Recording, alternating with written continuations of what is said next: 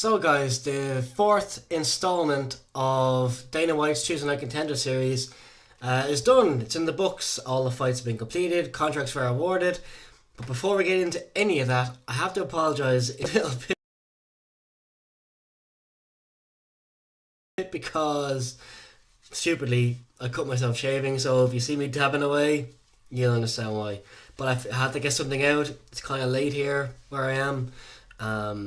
I would have something out sooner, but the England Croatia game went into extra time, and sorry England, but it's not coming home. But anyway, what is coming home is two UFC fighters, brand new contenders within the UFC. We have Jordan Espinosa and Bevan Lewis, both guaranteed UFC contracts after their fights.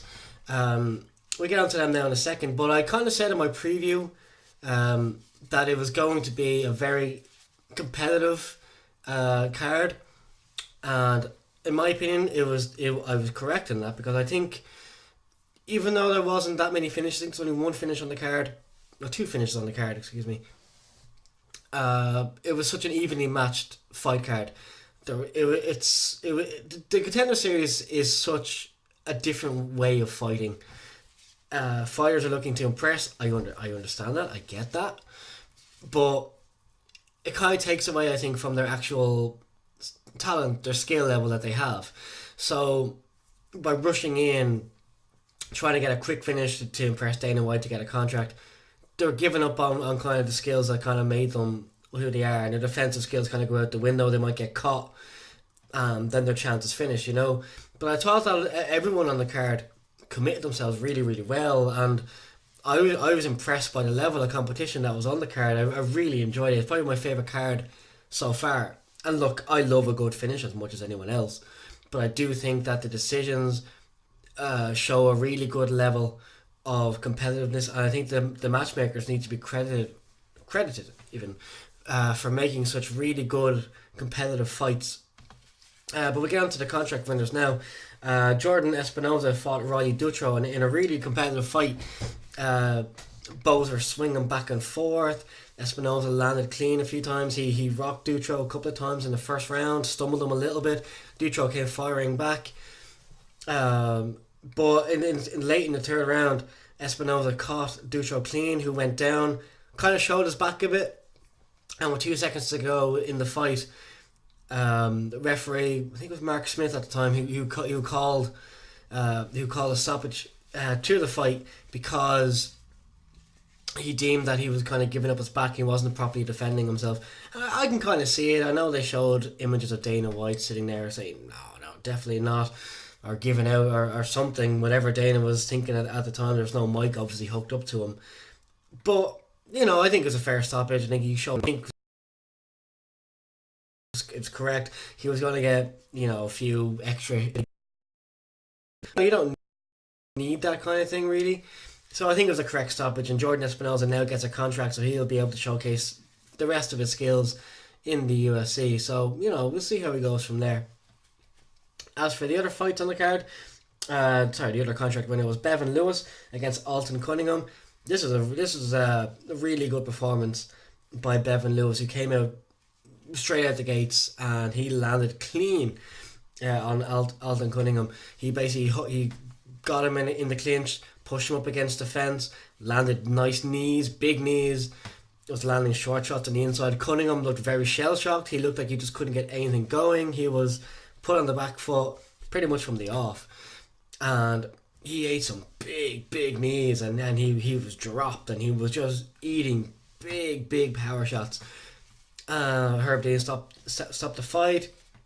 Cunningham was in a he was just livid with the referee for stopping the fight, but you can't fault the stoppage there. It was a clear stoppage. He was eating too many knees. It was just a combination of things, between eating knees to the body, to the head, eating short punches, eating short elbows, and he was just going to, pretty much take further punishment that didn't really need to be taken. So correct stoppage. Bevan Lewis looked very good. I really enjoyed the performance. Interesting to see what he can do in the UFC. I'm looking, and obviously he'll be booked a fight down the line sooner rather than later, you'd imagine. But it was nice showing. It really was just a good dominant performance. He showed the skill set well, and I enjoyed it. I think the first fight of the night, Jalen Turner against Max Mustaki. I think Turner was really unlucky not to get a contract in this fight because both guys were looking really good, and it was a really competitive first round. Turner nice reach advantage. I think he had a 7-inch reach advantage. I think over his opponent, and was really doing well on the outside. He was landing nice shots. He was really coming in, and he looked really impressive. And I really wanted to see what the second round would have hold, would have had in store for us. Misaki's foot, obviously, it got. I think it said it was a breakage or something. Anyway, they called the doctor in the middle of the rounds, in between rounds, and the doctor was kind of saying it's broken, and so Herb Dean called the action because he deemed that he would have required medical attention and what have you. So it's a shame that Turner didn't get a look in.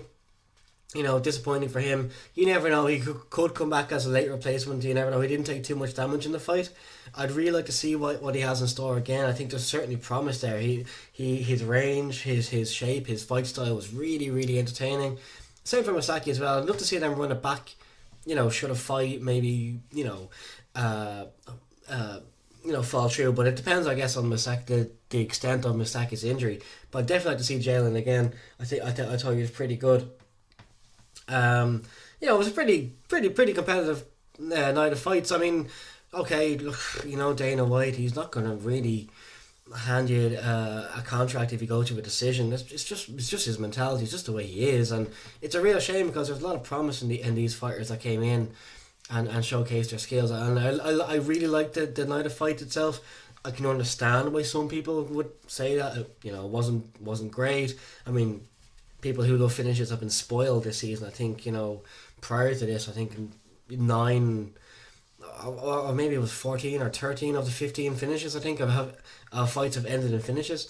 So you can understand why people would just want to see finishes. I understand it. I get it. It's entertaining when people get finished, but when you get a good back and forth scrap for 15 minutes, between two competitive guys, that's just as entertaining. And it felt like a real kind of UFC kind of event, obviously without the big lights and the crowd, etc. But I really enjoyed it. I thought some of the best fights on the card. I think the series has been great so far. Whatever mood Dana's in, depends who gets contracts or whatever. But there's definitely a lot of promise, and these fighters can have a good platform to be seen.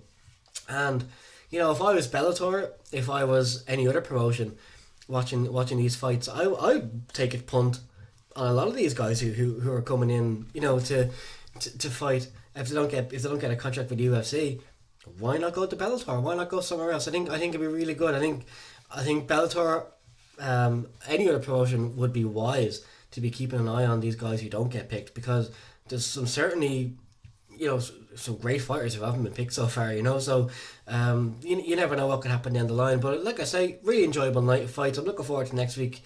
I look forward to nearly every Tuesday with the Contender series. I think like I said before, I think it's the best way to find talent. These guys are training hard for these fights. They're getting a full fight camp. It's not an exhibition fight. It's an actual proper MMA fight that goes on their record. I think it's the best version of a fighter you're going to see. So yeah, like I say, if you're not watching, I highly recommend you go back and watch the first 3 episodes. Well, the first 4, I suppose now, and then jump into it next week with week 5. So yeah, until then, guys, and enjoy the rest of your week, and enjoy whatever fights you're going to be watching this weekend.